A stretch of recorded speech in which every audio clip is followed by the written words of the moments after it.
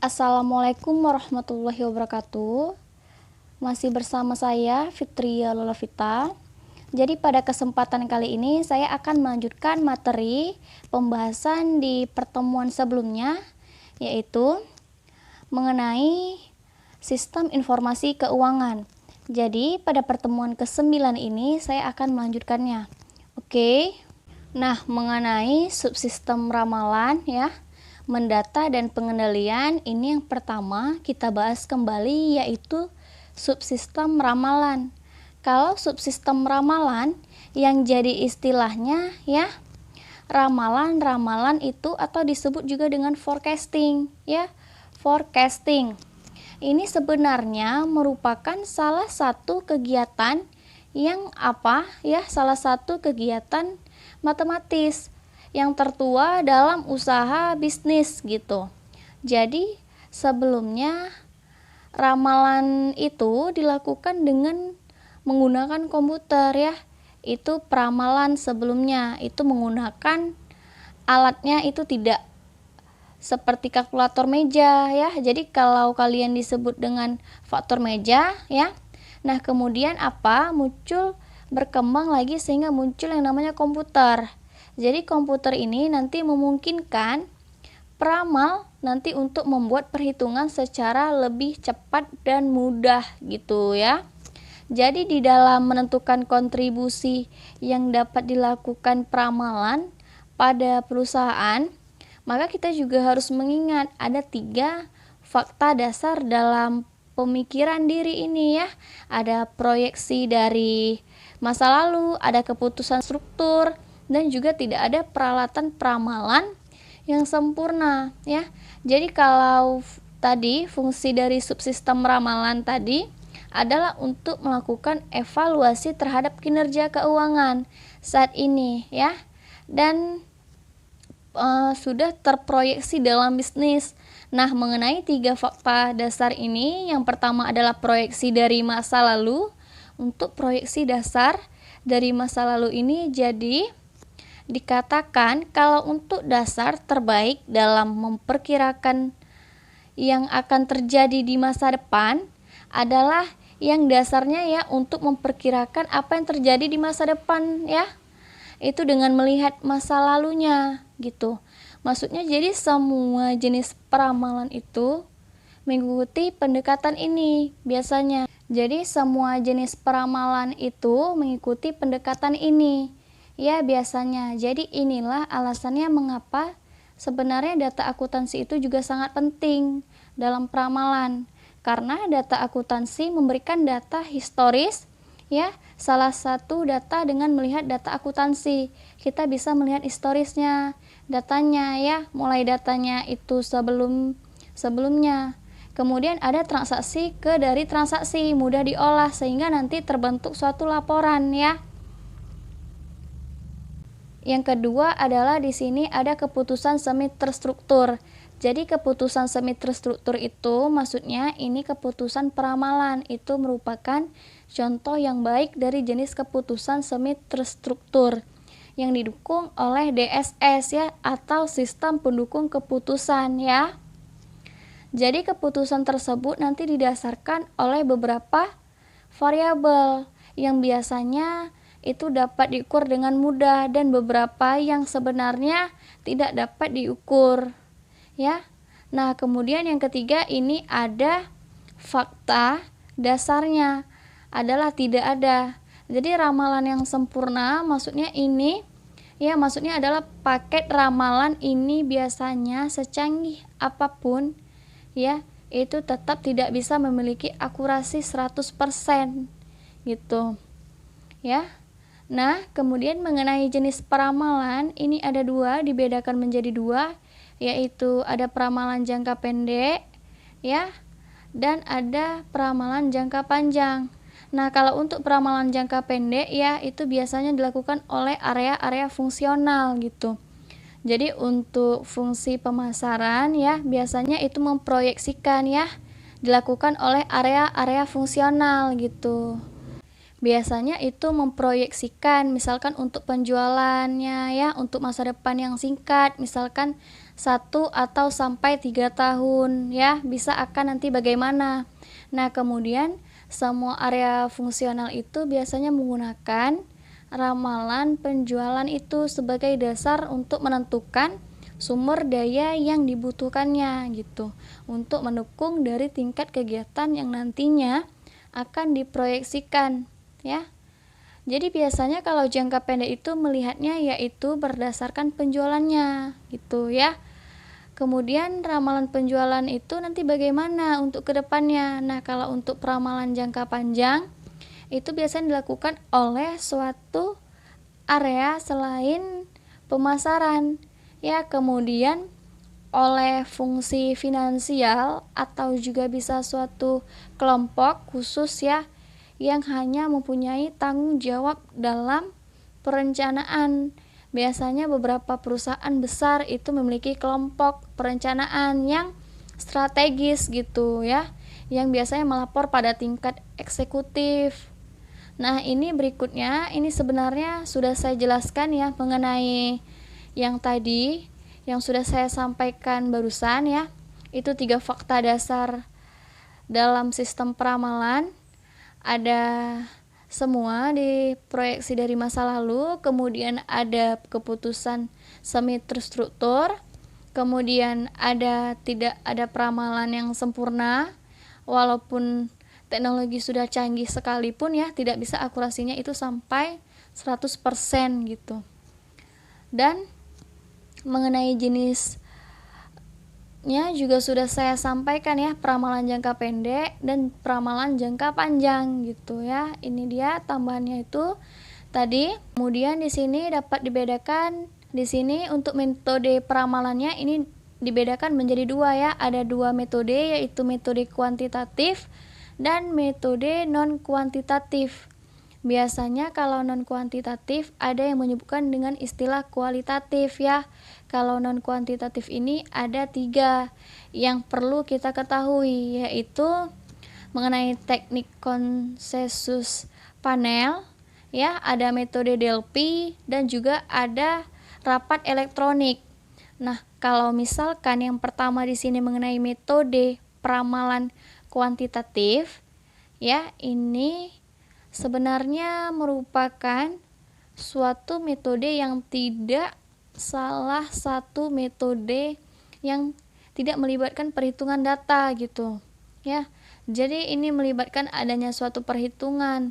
Nah, biasanya yang sering digunakan itu adalah yang disebut dengan analisa regresi ya. Gitu. Jadi analisa regresi ini biasanya melibatkan mengenai pembuatan suatu hubungan antara kegiatan yang nantinya akan diramal ya, yang disebut dengan variabel terkait dengan kegiatan yang lainnya yang disebut dengan variabel bebas ya. Nanti bisa dipelajari lagi yang mengenai analisis regresi itu ya. Jadi sedangkan kalau untuk metode non kuantitatif ya, ini kebalikannya. Jadi dia tidak melibatkan perhitungan data ya.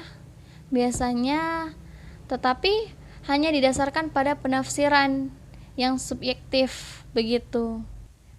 Jadi di sini nantinya peramalan ini mungkin tampaknya seolah-olah itu bagi manajer itu mencari yang mudahnya saja mungkin ya. Tetapi kadang peramalan semacam ini itu merupakan hasil dari pengertian yang mendalam mengenai bisnis, karena pengalaman yang sudah bertahun-tahun begitu. Jadi nanti ada beberapa perusahaan itu telah membuat sistem formal yang memasukkan metode non kuantitatif dan D3 sistem formal. Itu ya, apa saja tadi teknik konsensus dan kuantitatif ya. Yaitu apa saja itu tadi ada 3, yaitu ya apa saja, yaitu tadi ada teknik konsensus panel, metode Delphi, dan ada juga rapat elektronik gitu. Nah, ini sebenarnya sudah saya jelaskan juga ya. Dapat dilihat di slide-nya disebutkan dengan metode kuantitatif ya. Jadi metode kuantitatif itu melibatkan perhitungan data. Kemudian kalau yang non kuantitatif kebalikannya, dia tidak melibatkan perhitungan data ya. Nah, kemudian kalau 3 sistem formal tadi contohnya ada konsensus panel, metode Delphi, dan sistem rapat elektronik. Ya, yang dimaksud di sini juga sudah saya jelaskan tadi, ya. Metode-metodenya apa saja dapat dilihat di slide-nya ya, di gambarnya. Terdiri dari sekelompok. Jadi kalau teknik konsensus panel ya biasanya terdiri dari sekelompok pakar yang secara terbuka itu nanti akan mendeskripsikan diskusi ya, faktor-faktor apa saja sih yang berhubungan dengan masa depan, dan biasanya nanti para pakar tersebut nanti akan bertemu dalam jadwal tertentu. Jadi nanti di sini ada agenda untuk melakukan diskusi secara langsung ya, secara tatap muka. Nah, di sini berbeda dengan metode Delphi. Kalau metode Delphi di sini melibatkan sekelompok pakar yang tidak bertemu secara langsung ya, tapi di sini hanya menyerahkan sejumlah kuesioner yang telah disiapkan oleh koordinator, biasanya gitu ya. Itu akan berlanjut. Jadi misalkan nanti kita sudah mengisi, kemudian si B dilanjutkan oleh si B ya, nanti tinggal diperbaiki, kemudian akan dilanjutkan dengan si C dan seterusnya gitu ya. Kemudian kalau yang ketiga ya tadi ada sistem rapat elektronik ya, disebut juga dengan electronic meeting system atau EMS ya. Itu salah satu contoh penduduk ya, yaitu pendekatan yang digunakan untuk sistem pendukung keputusan kelompok atau disebut juga dengan GDSS ya, bagi peramalan ya, yang biasanya berisi berbagai macam alat elektronik yang nantinya akan memudahkan komunikasi antar peramal seperti itu. Oke. Kemudian kita lanjutkan lagi. Yang kedua mengenai pembahasan output ya, sistem informasi keuangan, yaitu subsistem manajemen dana ya. Jadi di sini fungsinya adalah untuk membantu pengelolaan aset seperti kas dan saham, betul, dengan manfaat yang tinggi tetapi dengan resiko yang kecil.